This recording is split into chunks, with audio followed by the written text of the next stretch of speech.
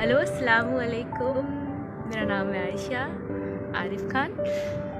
तो आयशा ने अपने मरते वक्त भी दिमाग को संतुलित और अपने चेहरे के हाव-भाव को संतुलित बनाए रखते हुए ये बहुत बड़ा एक संदेश देके चली गई।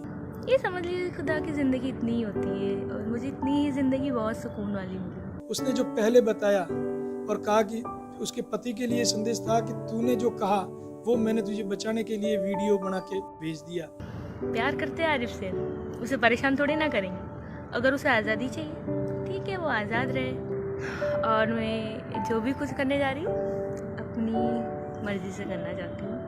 इस पर किसी का दौर या दबाव नहीं है।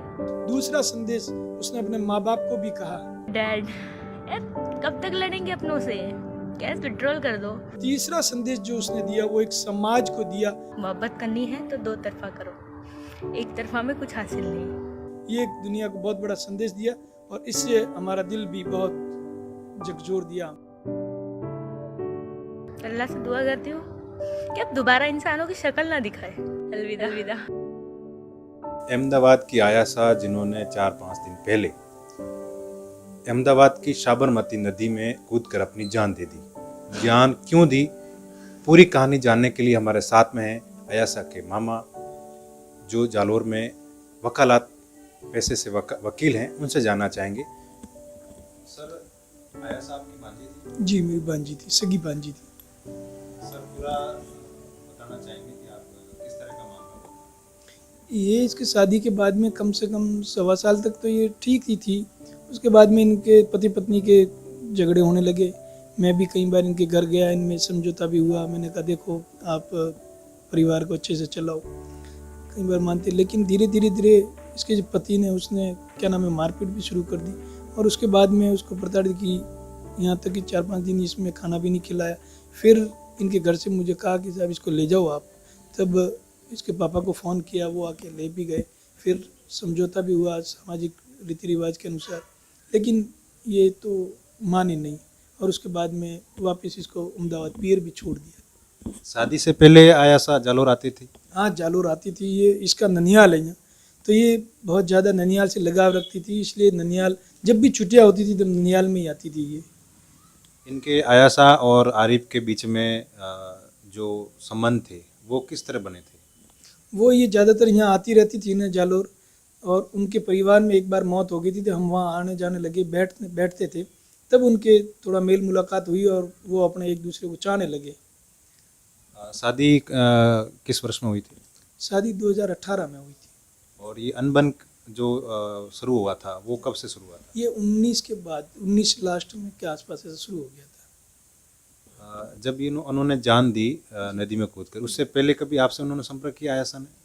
नहीं, आयशा ने नहीं किया। उससे 2-3 दिन पहले मेरे जीजा जी से मेरी बात हुई थी। उस समय आयशा भी पास में बैठी थी, वो भी बात की थी मेरी, इसकी नानी से भी बात की थी वगैरह, खैरियत पूछी थी कि वो ठीक है। मैं आयासा इतनी टूट चुकी थी कि उसने ठान ली कि अब मुझे जिंदा नहीं रहना है। तो उस दरमियान आप लोगों ने या आयासा के परिवार ने ऐसा कभी प्रयास नहीं किया कि उसको थोड़ी हिम्मत बंधाए? नहीं, जब भी पहले बात तो इतनी नर्वस वो दिखती नहीं थी। वो अपनी कंपटीशन की तैयारी ही करती रहती थी। उसके पापा ने भी कहा था बेटे के कंपटीशन की तैयारी करती है, अगर तू नर्वस रहती है तो तू जॉब कर ले। तब उसने क्या नाम है जॉब में भी, और बहुत इंटेलिजेंट थी वो लड़की, उसने जॉब में की, इसलिए उसको बैंक में सर्विस भी लग गई थी। 1 फरवरी को आसपास ही उसने ज्वाइन किया था। उसने कौन सी बैंक में सर्विस थी? वो मुझे इतना ध्यान नहीं कौन सी बैंक है, ये मुझे ध्यान नहीं, लेकिन उसका क्या सपना क्या था? पढ़ लिख कर क्या बनना चाह रही थी? सपना आईएएस बनने का सपना था। और अभी ये कह रही थी कि पापा मैं आईएएस, मेरा 2020 तक का सपना था आईएएस बनूं, लेकिन अब मुझे लेक्चरशिप में जाना है। जब आयासा ने कूद कर जान दी, उससे पहले उसके पति की और उसके बीच में कोई बातचीत हुई थी? हाँ, बात हुई है। वो पुलिस के पास मोबाइल और रिकॉर्ड वगैरह 57 मिनट और 38 सेकंड से बात हुई है। अभी घटना होने के बाद में अहमदाबाद पुलिस यहाँ दबिश दे रही है, तो पुलिस से आपसे कुछ संपर्क हुआ? नहीं, पुलिस से मेरा संपर्क हुआ। पुलिस ने मुझे फ़ोन किया था कि हम जालोर आ रहे हैं और वहाँ से नंबर मिला है कि आप हेल्प करना। मैंने कहा बिल्कुल मैं हेल्प करूँगा। और उन्होंने कहा कि वो तो कि यहाँ लॉक लगा हुआ है। मैंने कहा सर लॉक लगा हुआ है, वो कहीं बाहर है, शादी में गए हुए बताते हैं।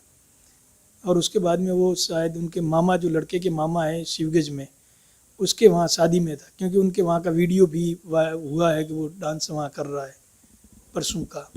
और अभी पुलिस दबिश दे रही है वहाँ, और वहाँ से भी लापता है, वो गायब है, और आगे दबिश दे रही है उनके रिश्तेदारों के यहाँ पुलिस, ये बताया जा रहा है मुझे। आप गुजरात पुलिस से क्या उम्मीद रखते हैं? हम ये चाहते हैं कि उसे जल्दी से जल्दी गिरफ्तार करें, और क्या नाम है, मेरी भांजी को क्या नाम है, न्याय मिले, और सच्चा न्याय मिले, जो एक दुनिया के लिए क्या नाम है, नज़ीर हो।